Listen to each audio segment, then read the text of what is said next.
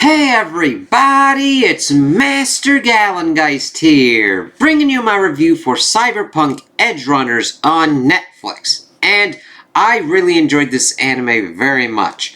I think it did a very good job of understanding Cyberpunk's world and delivering on the narrative that it was able to build in, and also just work everything effectively in just 10 episodes. Like, I've played Cyberpunk 2077, and I enjoyed it. I had a good time with it.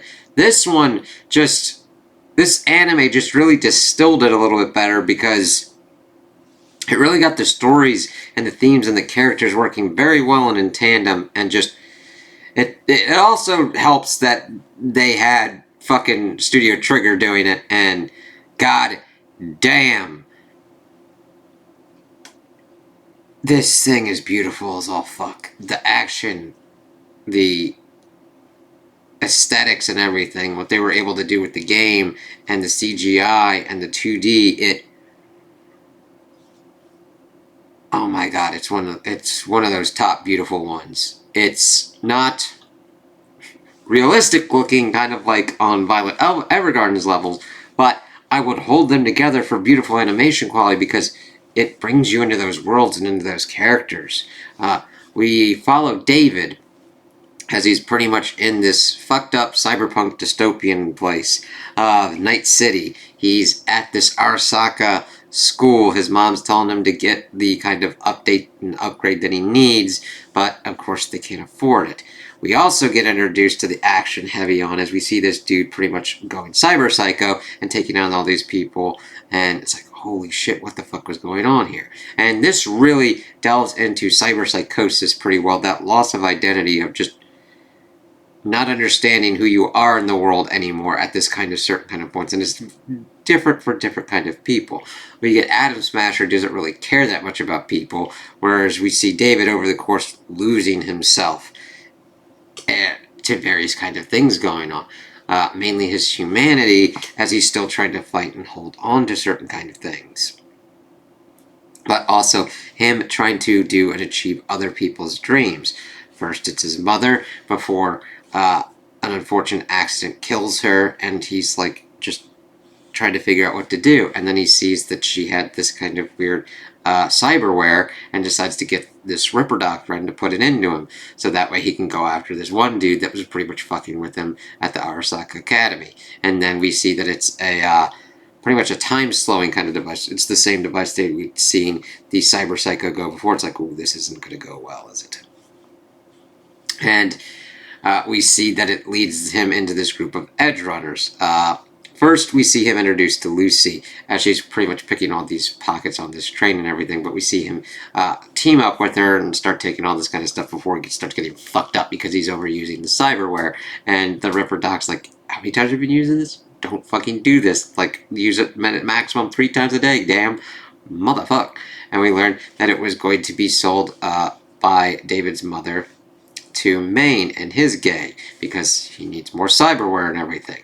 But of course, it's already in David, and he then decides to pretty much run with the group and try and prove his worth and see what kind of goes on. He gets into their world, seeing what's kind of going on, and it's really kind of funny because David kind of drives like I do in games, and it was really kind of funny to see him just like driving around in this thing and be like, oh my god! It's just like, fuck it, we gotta escape from this.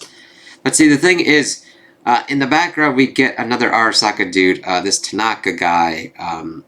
It's the dude that David kind of beat up's father. And he's pretty much trying to get a hold of him because he's evidently got pretty much a high tolerance for cyberware, and they want to use him to pretty much test this kind of uber-ass cyberware. That's mainly in the background until we see more of David integrating with the group, learning to work with them, him more in love with Lucy, this Rebecca chick, really into him, but not sure how to really get a hold of him. It was then, of course, this gets the whole kind of moon bit, because a lot of people were referencing the moon, and Lucy wants to go there. And she did a brain dance with David, and they had all this kind of fun and everything on the moon before we just see things start to kind of unravel, as we see that Maine is getting into cyberpsychosis. This Faraday dude is with Militech and wants Arasaka stuff, mainly the cyber. Let's see. Oh, and that's really kind of funny because Studio Trigger also did Gurren Lagann, and we see like this Kamina dude with a sword. That was a kind of cool little Easter egg.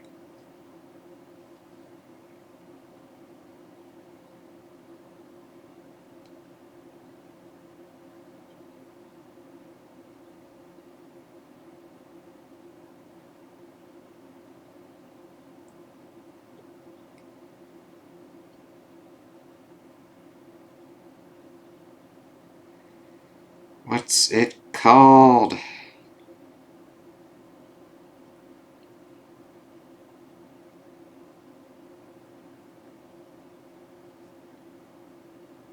Cyber Skeleton. That's it. But we see all the different kind of dynamics with these groups. With this group, Lucy, Kiwi, Main's interest.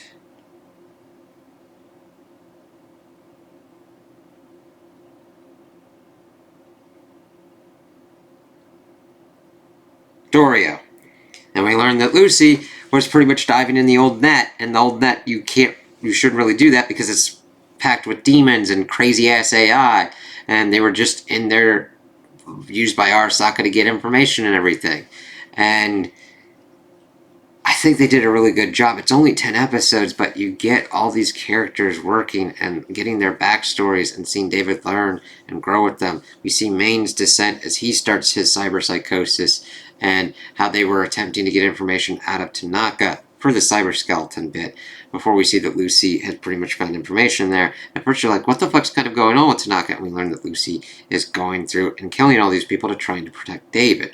And the thing is, we then see that he's trying to make himself strong enough to protect his people as well. Main going and losing himself, losing Dorio? I just said it too. Dorio, and pretty much making a funeral pyre and killing himself, and David's got the arms, and we see him growing more and more, and then getting these same kind of effects, losing himself and his identity as things are going off the wayside. Lucy stepping back from the Edgerunner group because of what was going on with Tanaka. Then David stepping up and taking the role of Main and pretty much shepherding the group as things just start to spiral. And Faraday pretty much sets them up, as well as Kiwi, and pretty much captures Lucy to pretty much force David in a position to do the cyber skeleton, where he pretty much then completes his cyber psychosis and is like losing himself, but he's able to fight back enough to go and try and save Lucy.